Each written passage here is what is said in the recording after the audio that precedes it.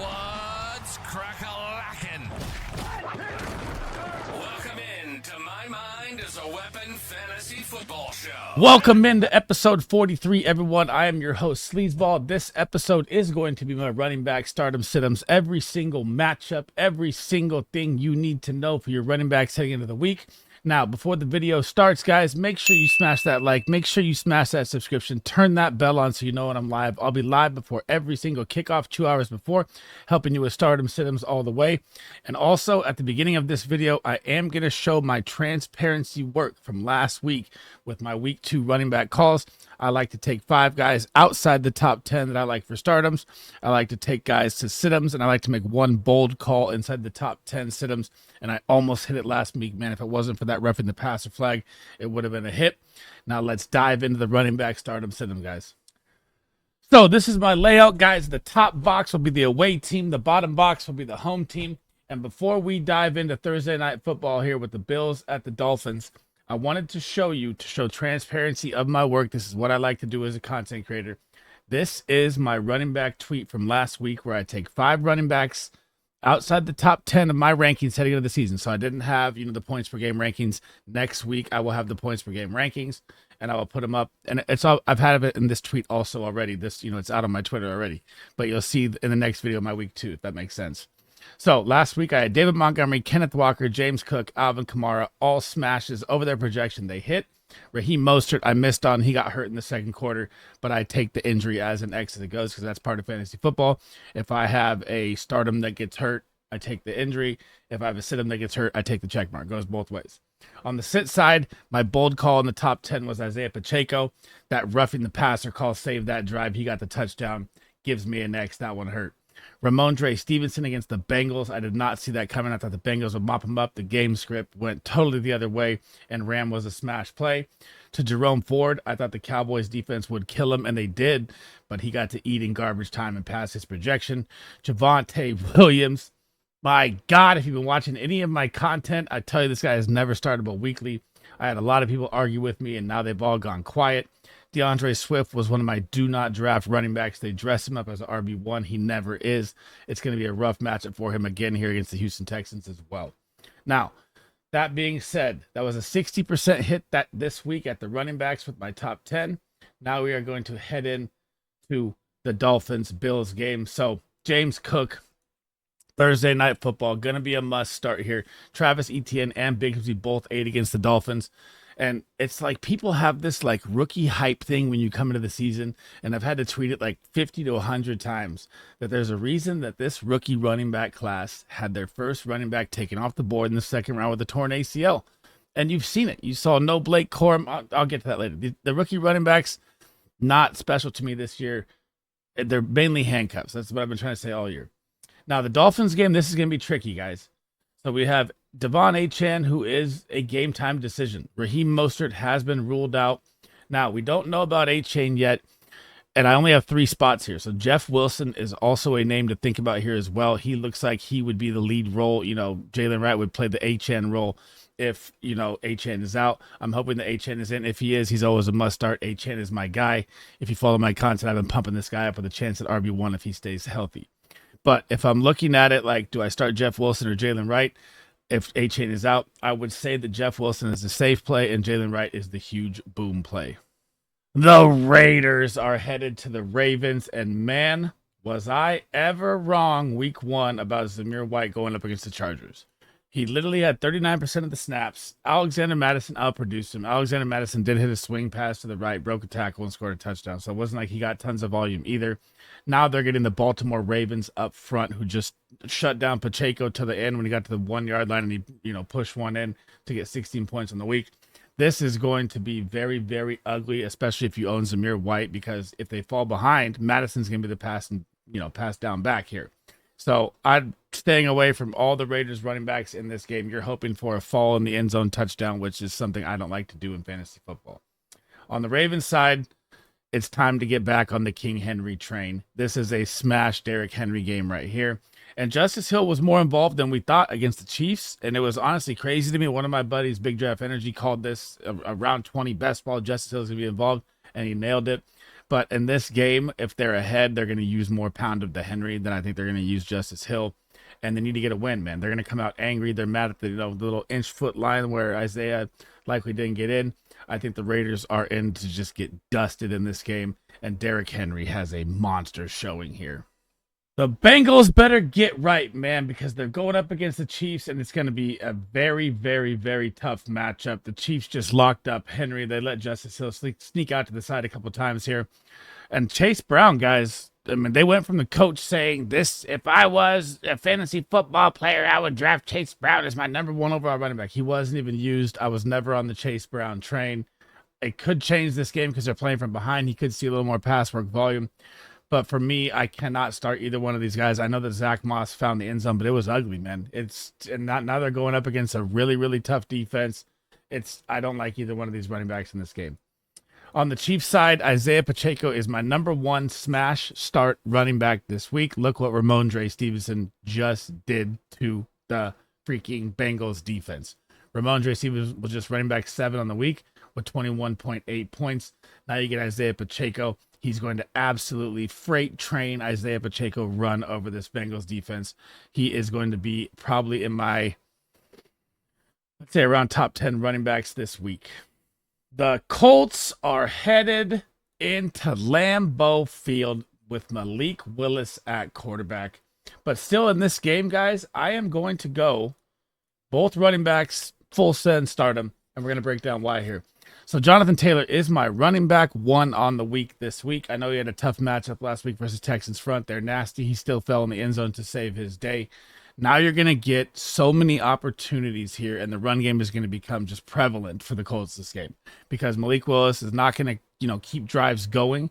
Colts are going to have way more opportunities. And look what Saquon Barkley just did to the Green Bay Packers defense. Man, he dropped 33 fantasy points. This is a 100% Jonathan Taylor week right here. They're going to pound the shit out of the Packers. Now, on the Packers side, like I said, Malik Willis leading this charge here. Could be more volume for Josh Jacobs here. Just depends on how the game script goes. I mean, if the Packers fall behind 20-0, you're probably not going to see as much Josh Jacobs. And this defense is very beatable. Joe Mixon just shredded them. So if you're looking, you're going to need Josh Jacobs to score early, probably in the first or second quarter here. If he doesn't, I still think he'll be close to his projection. But if he doesn't score early, I feel this game could get out of hand really bad, depending on how Malik Willis looks. I mean, if Malik comes out and balls out, then Josh Jacobs is a super smash play. But I just don't see that happening this week. Monday Night Football, guys. Falcons headed to the Eagles. Saquon Barkley and Bijan Robinson, Monday Night Football running back bonanza, baby. So Bijan Robinson, week 1, you have to look at it like this. Like all the reports in the offseason that Tyler Algier is going to be involved. Bijan was out there 89% of the snaps, guys. Against one of the top 3 defenses, the Pittsburgh Steelers. Bijan still puts up 16 points. This man is a must start every single week. He looked like a freaking demon running the ball. And I'm honestly kind of mad that I don't have more Bijan shares this season because he's coming, boys. He is here. I know the Philly front is bad. Kirk Cousins has been struggling week 1. But again, they played Pittsburgh, so I'm going to give them a week of temper because the Pittsburgh Steel Curtain defense is absolutely nasty. Now, headed to the Eagles side. I had Saquon Barkley ranked as my number 2 running back on the year. A lot of people gave me shit like over Brees, over CMC, over this. Dude, Saquon Barkley is going to be a top 2 running back this year. You saw it. Out of the turmoil behind the Giants offensive line, now he gets a top 2 offensive line in Philly. And it was a terrible field on Friday night in Brazil, and he still had 33 points, man. He was slipping all over the place. Now you're going to get back on the home turf. Look out, man. I know the Falcons defense is good. They played well against the Steelers, but dude, Saquon is just a different beast, man. It's just unbelievable how people had him ranked so low. I tried to plead with other content creators. What are you saying? Saquon is going to be an absolute monster this year. Must start every single game in Philadelphia.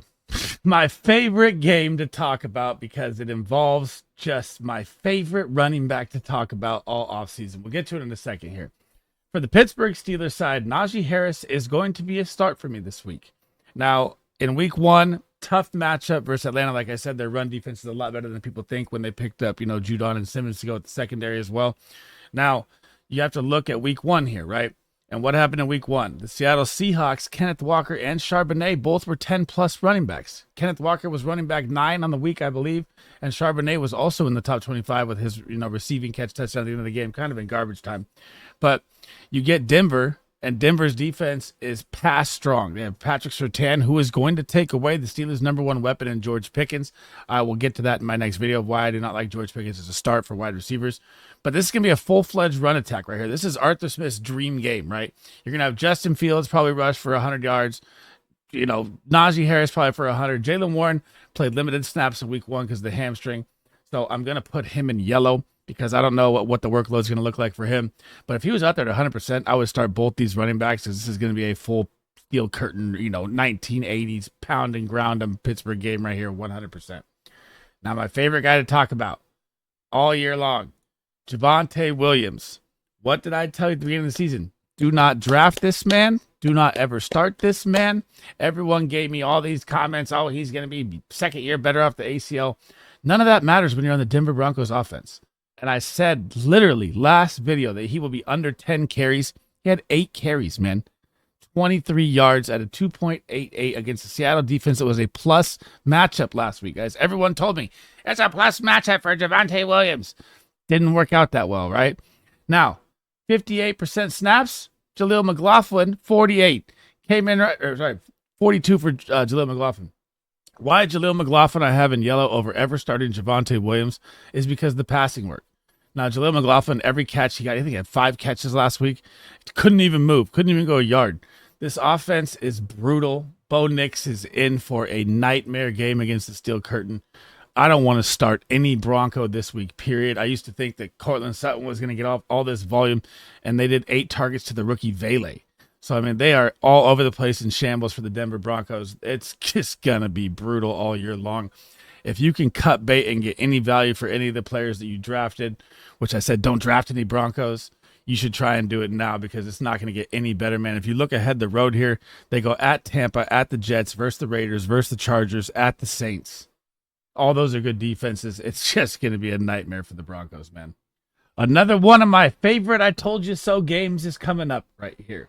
We got the Rams and the Cardinals, the 2 worst ranked defenses heading into the season. Now you're going to get James Conner versus Kyren Williams. Both the 2 handcuffs that everyone said, oh my God, Blake Corum is going to cut into Kyren Williams' workload. That's why they drafted him in the 3rd round. How many snaps did Blake Corum play? I try to tell you guys these things, man. 0. And you're going to see, oh, maybe he'll be involved by week 5. It doesn't matter. Kyren Williams put up CMC numbers last season. Get that nonsense of a college player can do at the NFL level what Kyren Williams did his first year. There's no way it's going to happen. Now, when you look at the other side, same thing with James Conner. Trey Benson's going to come in, and Trey Benson's going to take James Conner's job. Trey Benson got a couple snaps here and there, and it was the James Conner show with 20 points once again. The only way these guys get on the field, I've been trying to preach this, Twitter, YouTube, everything I've been doing my content on. These guys are handcuffs, man. You have to realize that. You got to stop the rookie hype because the fantasy football season gets here, and you're like, oh my God, all these rookies are drafted. You get excited.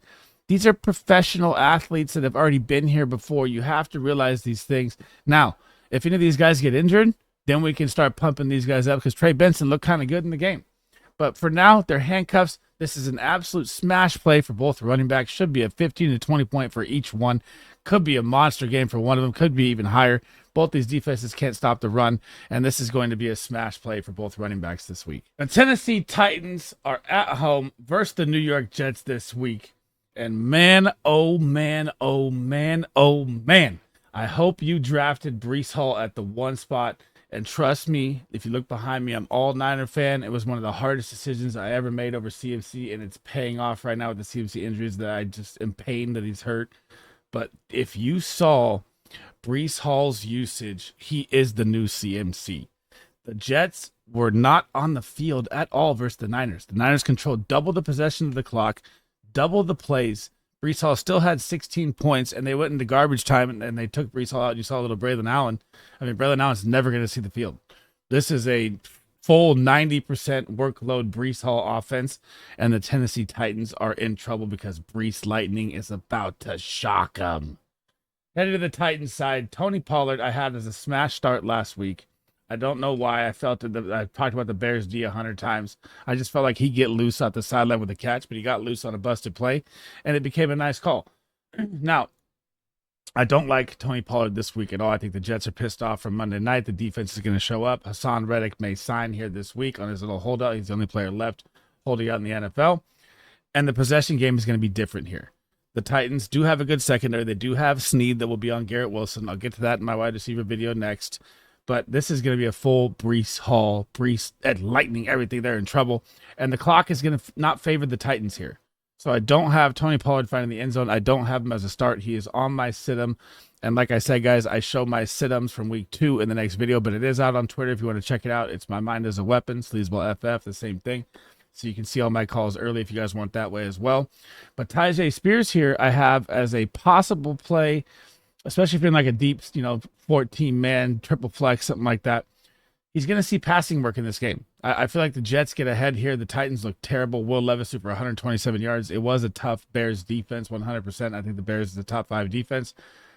But again, the Jets were supposed to be a great defense. They just played against Shanahan, man. And Shanahan just played chess while they were playing checkers. And I think it's going to bounce back this game. And I think the Titans are in a lot of trouble this week. Chi-Town coming to the Texans for Sunday Night Football. Caleb Williams versus CJ Stroud. But the running back matchup we get here is a nightmare, guys. I try to tell you guys to stay away from DeAndre Swift. I hope you listen to all my videos at the beginning. DeAndre Swift is going to get crushed here. I mean, Jonathan Taylor barely even found the end zone to even save his day versus this insanely good Texans front. I'm going to have DeAndre Swift in red probably almost every week. I've never thought he was an RB1 the way he's drafted. Khalil Herbert I have in red as well. And I have Roshan in yellow, which is just a crazy call to me here because I think if this game gets away from him and Caleb looks bad again and the running game looks as bad as it did, and you didn't even get to see Roshan out there in the game, I think, they might try to look at Roshan here, and I put him in yellow for you guys as someone to look at on the waiver wire as well here because it doesn't look good in Chicago right now. They did get the win purely because the defense is so good. That's not going to happen here in the Texans game. It's going to be really rough showing, and Caleb Williams going to be under tons of duress. I don't like anything about the Bears except for maybe DJ Moore and Keenan Allen, but I'll get to that in my wide receiver video. Now, the Joe Mixon side, man, all the coaching talk of Dameon Pierce is going to be part of this offense, kind of like, the Tyler Algier Bijan situation. Where was Dameon Pierce? It was 89% Joe Mixon show all the way. Joe Mixon dropped 33 points. Now, in this game, the only reason I have him green, I usually don't put running backs green versus the Bears defense because this defense is nasty, guys. This is a very, very good defense. I have him in green this game because volume he got was insane, and I think that he will be able to kill clock and get more points against them, possibly fall in the end zone. It's very tough to score rushing against the Bears in the red zone. But again, I think the Bears are going to struggle mightily in this game, and Joe Mixon's volume will be too much to look away. And, he scored 28 points last week. Most people aren't going to bench a player like that next week coming. Into Foxborough we go, where the Mike McDonald-led Seahawks will head into the Bill Belichick-less Rob Mayo getting a dub, New England Patriots. And this is going to be one you guys want to pay attention to right here, okay? So, when you're looking at Kenneth Walker, he looked like an absolutely electric running back one, guys. Even I was surprised. I mean, he was moving at an unbelievable pace, shifty, balanced, to the ground, all of that. I know he took an oblique injury. I'm not worried about it. He's going to be playing this week. K9, with the way he has looked, is always a start for me. And if he is a start, Zach Charbonnet is always going to be a sit. It was a 79% snap share until he got hurt, and then Charbonnet got that touchdown at the end. Now, this is what you want to pay attention to here right now. I was 100% wrong about Ramondre Stevenson last week. Let's get that straight. I had him on a sit-em. I did not like him at all versus the Bengals. I thought the Bengals would run away and the game script would hurt them. And Alex Van Pelt, the offensive coordinator of the Patriots, is not known to pass to his running backs. So, here we go. We get into the game. Patriots get the game script. They're ahead.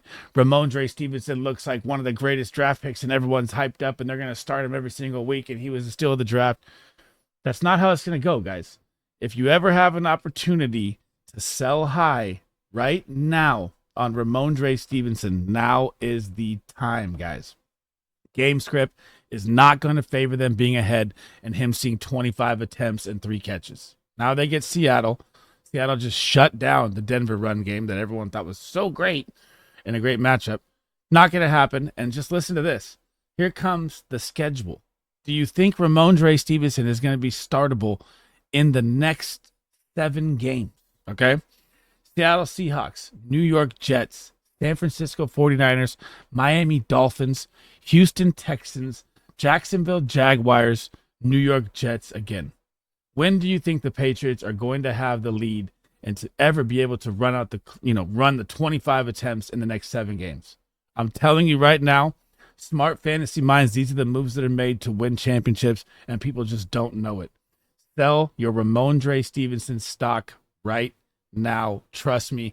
And I will get back to this. I'm going to clip this right now, and I will get back to this in week 9 when they play Tennessee, and we will look where Ramondre Stevenson is at, because right now he is running back 7, and I'm going to tell you that he's going to be outside the top 20 by the time we get to that week. Sit Ramondre. Oh, sorry. This week? No, hang on. Messed it up. Ramondre this week I still have as a starter. He still will be enough in Seattle. I think it'll still be a close enough game with K9 banged up. But the next coming games, man, bad for Ramondre Stevenson. Duval County, here we come. Cleveland Browns and the awful performance versus the Cowboys are headed to the Jacksonville Jaguars' new and improved defense, man. Now, Jerome Ford, this is what's going to happen right here. Jerome Ford last week did play a lot of snaps, played 75% of the snaps. You thought you'd see more Foreman, you did not, or Pierre Strong, none of that. It was always the Jerome Ford show. But if you look at this game and what the Cowboys did, this happened in garbage time. The touchdown he got to save his day happened in garbage time. And then if you want to look to go why I have him in green, the Jag side, Achane blew him apart. That was in the receiving game. But their running game is not as great as the stop as it's going to be. I think Jerome Ford is going to pass his projection this week. Nick Chubb obviously still on the IR. Man, I want to see my guy get back and healthy because I'm such a Nick Chubb fan, man. On the Jag side, it's time to get crazy, guys. Travis Etienne is going to be on my sit-em this week. You're going to be like, why? Oh, Etienne, I wasted such a high draft pick on him. Just go back and look at the Dallas Cowboys rushing game before the game got out of hand. The Cleveland Browns absolutely manhandled a better offensive line that the Cowboys have than the Jaguars, destroyed them. This is going to be such a rough game, Etienne and Bigsby on the ground. The only way they're going to pass their projection or be startable is if they, get a swing pass or some reception across the middle and take it to the house or something like that. The rushing game is going to be so hard against Cleveland all year. This front is so nasty. Now, also, I'm looking at, they both had 12 carries. So are we really looking at a timeshare here? Did you really select Travis Etienne in the 2nd or 3rd round? And now you're looking at a 60-40 split. I'm going to lose my mind. They better get Etienne more involved than last week, even though he scored the touchdown in the red zone. Still, his usage really had me worried in a game that wasn't a blowout. The Dolphins-Jags game was close all the way, and the usage was just different. I'm mind blown by it, and I'm not starting him versus the Browns this week. Oh, Carolina, man. The Chargers and Jim Harbaugh's rushing attack is headed to the Carolina Panthers. And guys, for the first time ever, I was in on J.K. Dobbins' value this offseason, and man, did it pay off. I even had Gus as a flex stardom last week, and it was a massive hit versus the Raiders. Now they get the Carolina Panthers. I have Gus Edwards as running back 11. Sorry, J.K. Dobbins is running back 11 on the week in my top 12, and I have Gus Edwards in the top 30. You want to know why? Now, I know Gus didn't look good last week, but guess what happened to the Panthers last week? Alvin Kamara dropped 20 points at half. Jamal Williams, the backup running back, dropped 20 points. This game is going to be a full ground and pound Chargers. You start both these men in this game, and they are going to smash. Carolina side, I don't know what to say here. They need their knight in shining armor, Jonathan Brooks, to get off the IR by week 4 or 5. I mean, I had Chuba and Miles on the sit last week. It was absolute nails. I even started Greg Dortch over Chuba Hubbard last week, and people thought I was crazy. This is such a bad offense. I was completely wrong, though. I thought in the offseason that Dave Canales would come in and make him look better. it might just be that Bryce Young is just bad. His throws look terrible. I'm not ever wanting any Panthers right now at this moment, maybe besides Deontay Johnson as a buy low. He saw 35% target share. We'll get to that in my wide receiver video. But Panthers are quick. This team is I'm not starting any of them. The defensive upfront running back battle game is here. The New Orleans Saints are headed to Jerry's World. And it's going to be really tough to do this game here because I love both these defensive fronts. Now, Saints side, Alvin Kamara, I don't think he's going to get a lot of rush yards in this game. But why I like Alvin Kamara is because the offensive line was ranked 32nd coming into the season. Somehow they manhandled the Panthers because the Panthers are terrible. But Alvin Kamara is going to see a lot of passing work in this game. He's probably going to have 30, 40 yards rushing unless he busts a big one somehow. This is a very, very tough defense to run against. You saw the Cleveland Browns with a very, very good offensive line, the top 3 offensive line. They couldn't even move the ball against Zimmer's new defense. The Cowboys defense looks electric. It's going to be a tough matchup, but Alvin Kamara is going to feast in the receiving game, and that's where he's going to thrive in this game. On the Cowboys side now, none of them. I don't want to start anyone here. The Saints' run D is phenomenal, guys. You're literally hoping on them falling into the end zone like Zeke did last week. I mean, they struggled versus the Browns, but again, the Browns is the top defense. So is the Saints' run defense. If I take a shot here, it's like a triple flex play for Ezekiel Elliott, hoping he falls in the end zone. He only had 40 yards, man. And people are like, oh, Zeke, he only played 50% of the snaps too. It was split out all over the place. You saw Deuce Vaughn get involved because they got the blowout situation. I don't think that's going to happen in a blowout game here. I think it's going to be closer than people think. But I don't like any of the Cowboys running backs this week at all. The game I've been waiting to talk about as a Niner fan, man. The 49ers are headed to the Minnesota Vikings, and it is going to be a Jordan Mason bonanza week 2. And I've been trying to tell you guys for years, man. If you go back and you look at my sleeper running back video that I posted beginning of the year, Jordan Mason is a beast and will be an RB1 if anything happens to Christian McCaffrey, and you saw it on display on Monday Night Football. The guy is a tank. He should have had 2 touchdowns. He had 1 called back, and now Christian McCaffrey looks to be a long shot for week 2. That's the update. He did practice limited, but I think the Niners are going to be smart, play it safe with him, let him get back to 100% health, and you are going to see Jordan Mason, who I have ranked as running back 9 this week, go bananas again. Now heading to the Viking side here. Aaron Jones, I'm going to put in yellow. Ty Chandler, I'm going to put in red. I mean, the 49ers absolutely locked up Breece Hall in the run game. The 49ers defense looks ferocious when they're healthy. And I don't think Aaron Jones, actually, I'm gonna say Aaron Jones is a must sit him, by the way. He is full red. I messed it up. He is my 100% top 10 running back that is a sit this week. The 49ers are going to shamble out the Vikings. The Vikings got to play the Giants in week 1. They got the win. I don't see anything coming from Aaron Jones this week. I don't see anything coming from Ty Chandler. This is going to be a game where the 49ers are ahead and they are pounding the rock, and Jordan Mason does it again, just like the Jets. They will own the time of possession.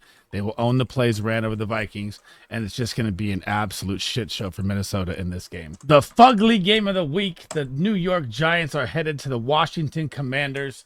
And what I saw from the New York Giants, man, this looks like a game where Tyrone Tracy could have a good game, right? You're playing the Commanders defense, which is league worst, and they just got absolutely torched last week, 100%. But do we feel confident at all with any of the New York Giants right now? Danny Dimes at the helm. I do not have any confidence. It looks like you should start Devin Singletary here. I'm on the fence. If he's like, a 12-man triple flex league, you're going to throw him in. Yeah, it's just so rough. The offensive line is terrible. Everything looks so out of whack. It looks like Tommy DeVito may be in soon here. And I don't know what to say about the New York Giants right now, but just avoid. If there was anything I could give you, is I would be looking to pick up Tyrone Tracy, especially if I own Singletary, because I feel like if the season's going to get out of hand here, they're going to look to see what they have in their young guns, and Tyrone Tracy's nasty, man. On the Commander side, I told you Brian Robinson was my number 1 running back that I'm targeting at value, and you saw it on full display last week. This man gave you 20 points. The rushing game was a little limited with him. I can't fully give it there. He only had like 44 yards rushing. But when I'm looking at Austin Eckler, and people are going to be like, oh, Austin Eckler had a monster game. Austin Eckler came in absolute garbage time, right? So he got to come in when they were blown out of the water by Tampa, get all his passing work down against the 2s and the 3s of the defense. And Jaden Daniels got his rushing touchdown at the end to make his day look amazing. But, I mean, the Washington Commanders passing game looks terrible. Brian Robinson looked explosive. Got shot in the leg last season, played all year with it. Now looks 100% healthy. And it's not even a split backfield, guys, if you watch the game. This is Brian Robinson's running back room. He was one of my favorite picks, and he is going to be a start, smash start this week in fantasy football. Motown City, here we come. We are headed to Detroit. The Tampa Bay Buccaneers are coming to town to meet the Detroit Lions. Now, this is going to be another one of my crazy calls here, guys. Rachaad White, I am going to have on a sit-em this week. The Detroit Lions front is nasty. He even struggled with he struggled with the Commanders defense last week. Commanders one of the worst defenses, but he made up for it in the pass game like he always does. If you look at last season, his yards per carry was very bad, but he made it all up in the pass game. The Detroit Lions are a different defense, man. This is going to be a nightmare game for Baker Mayfield. That's why I have Baker Mayfield as one of my sits in the top 10. I don't like Rachaad White or Bucky Irving in this game. Bucky got a lot more work than we thought we would see, but I did say Bucky Irving would be the only rookie running back to impact week 1. That was nails. I just don't like these guys in the matchup at Detroit. I mean, Kyron Williams even struggled, but the Rams offensive line was depleted. He still found the end zone. But man, this is going to be a really, really rough game. On the Detroit Lions side, Jahmyr Gibbs, David Montgomery. These are always must-start running backs. You saw Brian Robinson get 17 points against them. What do you think Jahmyr Gibbs and David Montgomery are going to do behind the number 1 line in football? That's why I'm afraid of this game. I think it's going to be a possession game like the 49ers-Jets, where the Lions just own the clock on them the whole time and just run them out the building. That is it for episode 43, guys. My start-em, sit-em running backs for every single matchup. Remember, I take a top 10 running back and sit him as a bold call. Aaron Jones is my bold sit-em this week. He was running back 9 last week. Before you guys head out, man, make sure you smash that like. Make sure you smash that subscription. Turn that bell on. I will be live tomorrow, 2 hours before kickoff, going over starts, sits, and every single game. Every Sunday, every Monday as well. I'm live helping people out. I am here to help you guys win your fantasy football championship.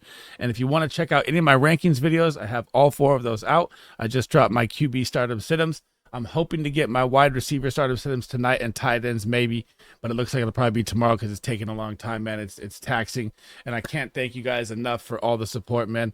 I will catch you guys in the next video. SleezBall out.